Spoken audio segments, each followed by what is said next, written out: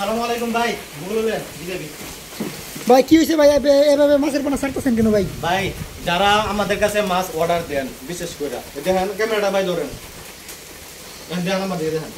যারা মাছ অর্ডার দেন তারা আমরা 20,000 30,000 টাকার মাছ পাঠায় দেই কিন্তু 500 টাকা অ্যাডভান্স চালিয়ে দিতে চান না দেখেন ভাই না সারা মাছ পাঠাইছিলাম ভাই একদিন পরে মাছগুলো রিটার্ন হয়েছে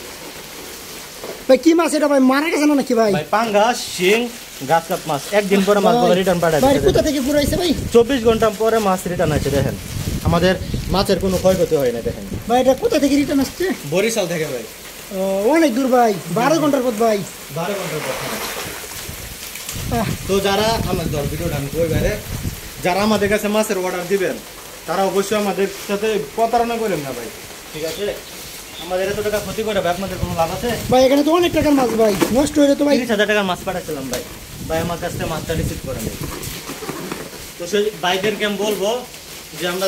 কি জন্য অ্যাডভান্স টাকা নিয়ে দেখেন যে করেছি যে কারণে আমরা অ্যাডভান্স টাকা নিই তো ভাই মাছ চাষি ভাইরা দেখতে পারছেন কি ধরনের সমস্যার শিকার হয়েছি ভাই যারা ভাই বাইনা ছাড়া মাছ নেয় ভাই অ্যাডভান্স ছাড়া এই যে এরকম প্রতারণার শিকার হইতে হবে আমাদেরকে ভাই এর জন্য সবাইকে বলি মাছ নেওয়ার আগে ভাই কিছু টাকা কনফার্ম করার জন্য কিছু টাকা কনফার্ম করলে ভাই এই দেখেন ভাই শিং মাছ এই যে কিছুই হয় না ভাই 24 ঘন্টা প্লাস কাছাকাছি হয়ে যেতেছে ভাই মাছ রিটার্ন আসছে ভাই